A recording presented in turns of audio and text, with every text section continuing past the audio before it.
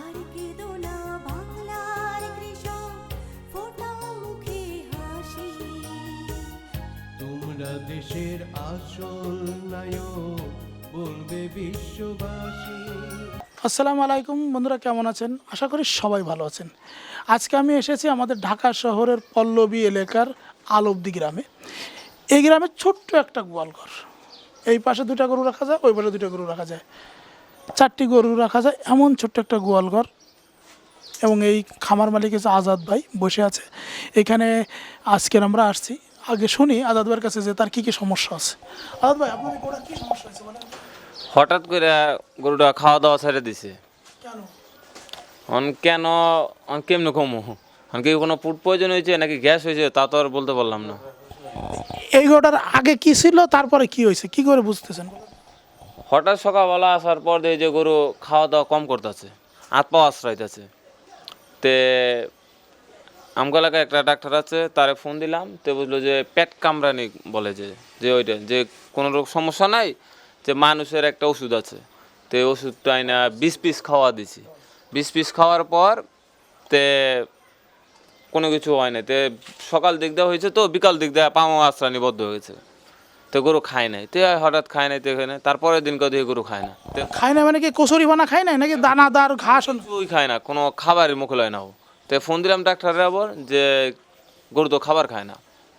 সমস্যা নাই, একটু লেট হইব। তো জাইমো বেড দিয়েছে, তো জাইমো বেড খাওয়াইলাম, যে আর আখের গুড় কয় আর পায়খানাটা হয়েছে গা, তো পায়খানাটা করবে। তারপরে দেখে অল্পখানি যা পায়খানা করছে, পায়খানার সাথে আবার ভিজলি পড়ছে। যে তারপরে বলে যে গরু খাওয়া দাওয়া করবো, চিন্তা করো না। তো এইভাবে আজকে 4 দিন, কিন্তু গরু তো কোনো খাবার দাবার খায় না। আপনি মনে হয় ফোনে ট্রিটমেন্টটা নিয়েছিলেন, তাই তো? না না, হ্যাঁ আইছিল, হ্যাঁ আইছিল, 3-4টা সুইমার ছিল। হ্যাঁ, তারপরও কোনো কাজ হয় না? কোনো সমস্যা নাই। গরু ঘরে গরু আবার উঠছে, বইছে, এমনি সবই করছে, কিন্তু হলে পায়খানা প্রসাব পায়খানা করে নাই। সে এসে দেখার পরে তারপরে কোনো উন্নতি না হওয়ার পরে আপনি ডাক্তার মেহেদিরে ফোন দিয়েছেন। তারপরে হ্যাঁ স্যারে ফোন দিয়েছি, ফোন দেওয়া বললাম যে এই সমস্যা। আপনাকে আসতে বলছেন নাকি ফোনে ট্রিটমেন্ট দিতে বলেছেন? না না না, আসতে বলছি আমি। আচ্ছা, আপনি গরুর খামার করছেন কতদিন ধরে? 4 বছর। কটা গরু দিয়ে শুরু করেছেন? একটা। গরুর খামার করা কি লাভজনক? আমার মতে তো লাভজনকই। আপনার এই ঘরটা যদি আপনি ঠিকঠাক করে ভাড়া দিতেন, তাহলে 8 থেকে 12,000 টাকা ভাড়া পাইতেন। তো এইখানে কি মাসে আপনার এই গরু থেকে 12,000-15,000 টাকা লাভ হয়? বেশি হয়, বেশি হয়, গড়বড়তে আরও বেশি হয়। এই গরু আপনি খাবার দাবার কী কী দেন? সবসময় কি কচুরি বানা দেন? না, কচুরি বানানা মানে গাছ আছে, টনা গাছ, বাক্সা গাছ, হয়তো পানি ডুবে গেছে গা খেতের, তার লেগে কচুরি বানা আজকে 3-4 দিন ধরে কাটতেছি। তো গরু অসুস্থ, তো তার লেগে আর বেরি বান্ধের ওই পাশে যাইতে পারতেছি না। আপনি এই গরুটারে কি দানাদার খাবার দেন? হ্যাঁ, বুসি, কুড়া, অ্যাঙ্কার আর অল্প পরিমাণ ফিট, আর এমনি যাও মাও কোনো কিছু হয় না। না না, এই গরুটা দুধ দিত কতটুকু?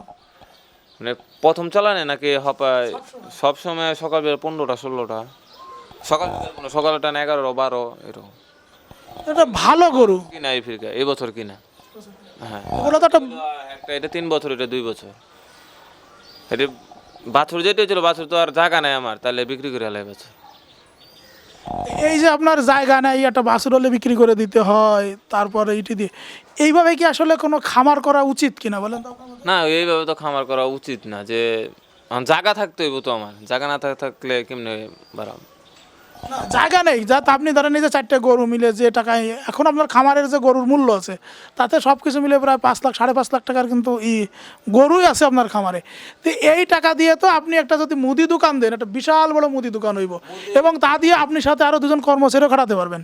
সেটা না দিয়ে আপনি একটা গরুর খামার করেছেন ভালো, এবং সারাক্ষণ কিন্তু গরুর জন্য আপনি ভালো ঘাসও দিতে পারছেন না, সারাক্ষণ গরুর ভিতর আছে টেনশনে, তো আপনি হয়ে যাচ্ছে। টেনশন তো থাকবে অবশ্যই। কেরে এই যে গরু অসুস্থ আছে 2-3 দিন ধরে, কোনো খাওয়া দাওয়া নাই ঠিক রকম, আর ঘুম তো নাই, রাতে 12টা 1টা 2টা বাজে গরু দেখতে হয়। এটা ধরেন 15 লিটার দুধের গরু, এই গরুটার দাম তো মিনিমাম 2 লাখ টাকা, তাই না? 90টা কিনা আমার। আপনার 1,90,000। হ্যাঁ, 90টা কিনা। আপনার ছেলে মেয়ে কয়জন? আমার ছেলে একটা। স্কুলে যায়? হ্যাঁ। ভাবি কি করে? হ্যাঁ, তো বাসায় থেকে। আর আপনি সবসময় গরু টরু নিয়েই থাকেন, তাই তো? গরু টরু নিয়ে থাকে। এইভাবে কি আপনার লাইফটা চলবে নাকি অন্য কিছু হবে? চালা চলবে, যদি আমার বেশি না 5-4টা গরু ঠিক রকম না বললে আমার আর লাগবে না, চলবে। রোদে পরে পরে দাঁড়া গরু আগে দেখো, এখন এখন না। হ্যাঁ এখন মধ্যে বন্ধুরা, আজাদের এই সমস্যার সমাধানের জন্য আজাদ নিজেই আমাদের ডক্টর মেহেদি হাসান মামুনকে ফোন করেছিল। মামুন স্যার আসছে। স্যার, এই যে আপনি ট্রিটমেন্ট এখন এসে দিচ্ছেন, এইটা যদি এই গরুটা যদি আজাদ আপনাকে ফোনে চিকিৎসাটা চাইতো, তাহলে আপনি তাকে কি দিতেন এবং কি চিকিৎসা হতো এবং গরুটার কী অবস্থা হতো? আসলে আপনি জানেন কোনো কিছু না দেখে চিকিৎসা দেওয়া ঠিক না। একটা গরু একটা অ্যানিমেল আপনি দেখুন দেখে চিকিৎসা করবেন, স্বাভাবিকভাবে তার তাপমাত্রা জানবেন, তার হিস্ট্রি নেবেন। ফোনে তো এত কিছু নেওয়া সম্ভব না। তারপর গরুটা উইক, এখানে এসে দেখলাম গরুটা কাঁপতেছে না, অনেকগুলো সিমটম এখান থেকে পাইছি। তার হিস্ট্রি নিতে পারলাম, ফোনে হয়তো 2-4টা কথা হয় সেভাবে। এখন দেখলাম মনে করলাম যে আমি যে পরিমাণ স্যালাইন দিলাম এর সাফিসিয়েন্ট না। এখন এখানে এসে মনে করছে যে না, তাকে আরও স্যালাইন দিলে সে আরও দ্রুত ভালো হবে। না স্যার, ধরেন ও ফোন করে বললো যে স্যার আমার একটা গরু বিয়েছে বা তার এই যে শুয়ে পড়েছে, উঠতে পারছে না, কাঁপছে এবং কিছু খাচ্ছে না, তার আপনি কি চিকিৎসা দিতেন আর আসে কি চিকিৎসা দিতেন? সেক্ষেত্রে তো অবশ্যই সেই গরু বাচ্চা দিচ্ছে, গরু উঠতে পারতেছে না, সেক্ষেত্রে তো ফোনে কখনো এই ট্রিটমেন্টটা হবে না। সেখানে গরু আর ডাক্তার একসাথে করতে হবে। তারপর তার সিমটম দেখে সেই মোতাবেক চিকিৎসা দিতে হবে। আমরা সবাই ক্যালসিয়াম দেই, কিন্তু যে মানে অনেকে 500 ক্যালসিয়াম দেই, তাতে কি হয়, গরুটা অল্প একটু ভালো হয়, একদিন ভালো থাকে, পরের দিন আবার পড়ে যায়। অথবা সে ভালো হয়েছে কিন্তু যে পরিমাণ ক্যালসিয়াম তাকে দেওয়া দরকার ছিল সেই পরিমাণ ক্যালসিয়াম তাকে দেই নেই, যার ফলে গরু খুঁড়ায় খাচ্ছে, অল্প অল্প খাচ্ছে, তার পারফরমেন্স শো করতেছে না। গরুর বডি ওয়েট অনুযায়ী তার ক্যালসিয়ামের পরিমাণটাও সেভাবে হবে। এবং বাজারে অনেক ক্যালসিয়াম পাওয়া যায়, ভালো মন্দ ক্যালসিয়ামও আছে। আপনি ভালো ক্যালসিয়াম দেন তাহলে গরুটা দ্রুত সুস্থ হবে, ভালো থাকবে সেভাবে। স্যার, আজাদ কিন্তু এই গরুটার চিকিৎসার জন্য স্থানীয় একজন চিকিৎসককে ডাকছিলেন। সে কিন্তু ইনজেকশন দিয়েছে, খাবার ওষুধ দিয়েছে, অনেক কিছুই দিয়েছে, তাই না? 2-3 দিন ধরে তো চিকিৎসা নিয়ে দিচ্ছে, কিন্তু তারপরেও স্যার ঠিক হলো না। এক্ষেত্রে আপনি জানেন যে আসলে অভিজ্ঞতার মানে পড়াশোনার পাশাপাশি অভিজ্ঞতা দরকার লাগে। আমরা প্রতিনিয়ত এখনও নতুন নতুন ডিজিজ পাই। ও সব অ্যানিমেল যে ভালো হয় তাও না। আর তারা এদের হিস্ট্রি নেন, যার কথা বললেন যে চিকিৎসা দিচ্ছে হিস্ট্রি নেন। আপনি আজকে থেকে 2-3 বছর আগে সে একটা মানে সেলসম্যান ছিল, দোকান ছিল, সে দোকান ছিল, সে দোকান থেকে ওষুধ বিক্রি করতে করতে এখন ইঞ্জেকশন দেওয়া শিখছে, এখন সেই ট্রিটমেন্টও দিচ্ছে। আসলে যেটা মাথা ব্যথার ওষুধ, পেট ব্যথার ওষুধ দিচ্ছে, পেট ব্যথা হয়েছে মাথা ব্যথার ওষুধ দিচ্ছে। আপনি দেখেন যে পরিমাণ ও জিঙ্ক দেওয়ার কথা 10 সিসি, এখানে সে 50 ml ও জিঙ্ক দিল। এখানে খামারির জন্য মিসিজ হলো এবং গরুটার অসুবিধা হতে পারতো। এটা যদি এইভাবে যে সে বাছুরকে খাওয়াতে পারতো, আমি শিওর যে বাছুর সেখানে অ্যাক্সিডেন্ট করতো। কারণ এটা অর্গানিক জিঙ্ক, এত পরিমাণ জিঙ্ক দেওয়া উচিত হবে না, বিশেষ করে খামারির লস হলো। আর শুধু এটা জিঙ্ক শুধু এটা সাপোর্টিভ ট্রিটমেন্ট, এটা মূল যে চিকিৎসা দেওয়া দরকার সেটা তো সে দেয়নি। যার ফলে আলটিমেটলি খামারিদেরকে যখন খামারিরা খুব বিপদে পড়ে যায় তখন আসলে আমাদেরকে ডাকে। এটা আমি বলবো কখনোই না। একটি গরু দামের সঙ্গে চিন্তা করেন, একটি গরুর দামটা জিজ্ঞেস করেন, এই গরুটা সে 1,90,000 টাকা কিনেছে, সামান্য 1-2 হাজার টাকার জন্য সে একজন হাতুড়ে ডাক্তার নিয়ে আসছে এবং এটা রিস্ক ছিল। আমরা আশা করি হয়তো এটা এখন ভালো হবে। স্যার, আপনার কাছে ফোনগুলো আসে যেহেতু মানুষ আমাকেও ফোন করে, আমি পরবর্তীতে আপনার নাম্বারটা দিয়ে দিই, যে অনেকেই আছে এরকম চিকিৎসা দেয়, গরু সমস্যা হয় চিকিৎসা দেয়, চিকিৎসা দিয়ে ভালো হয় না, তারা কিন্তু আমার কাছে চিকিৎসা পাওয়ার জন্য ফোন করে। আমি তাদেরকে অ্যাভয়েড করার চেষ্টা করি। যখন দেখি যে না, সেই খামারি কোনোভাবে অ্যাভয়েড করতে পারি না, তখন আপনাকে আমি আপনার নাম্বার দিয়ে বলি যে ওনার সাথে একটু কথা বলেন, তাই না? তা আসলে এরকম ফোনে চিকিৎসা দেওয়া আর বাস্তবে চিকিৎসা দেওয়া দুটোর মধ্যে অবশ্যই তফাৎ, দিন রাত তফাৎ। আপনার ফোনে চিকিৎসা দিয়ে এলে হয়তো কখনই আমরা হয়তো বলতাম যে আপনি শুধু এখানে আপনার কোনো পায়খানা হয় এই জাতীয় ওষুধ, হয়তো ম্যাকব্যাট বা ম্যাগল্যাক্সের জাতীয় ওষুধ কোনো ওষুধ দিতাম যাতে তার পায়খানা হয়। কিন্তু সেখানে এই ক্ষেত্রে এটা দিলে তো হবে না, সে উঠতে পারতেছে না, সে দুর্বল। এখন দেখেন আপনার দেখেন আমরা স্যালাইন দিলাম, এখানে কিছু ভিটামিন দিলাম, ইনস্ট্যান্ট গরুটা খাচ্ছে। এখানে ডিফারেন্ট এখানে হয়তো আমরা আশা করি এখন গরুটা বেঁচে যাবে।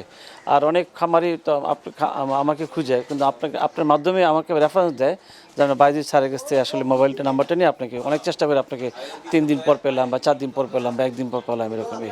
তো অবশ্যই যারা গরু করছে অবশ্যই আমি বলি, আগেও বলতেছি এখনও বলছি, যে ভালো ডাক্তার, ভালো গরু, ঘাস এবং ভালো মালিক, এই 4টার সমন্বয়ে একটি খামার কেবল একটি আদর্শ খামার হবে, আদারওয়াইজ কোনো খামার সাস্টেন করবে না। ধন্যবাদ। আরেকটু দাঁড়ান না ভাই, আর কি বলবো ভাই, এই যে আজাদ একটু আসেন। এই যে আজাদের এখানে কি আপনি আগেও আসতেন নাকি এই আজকে প্রথম আসছেন? না, তার সঙ্গে পরিচয় আছে, কিন্তু তার খামারে আজকে প্রথম।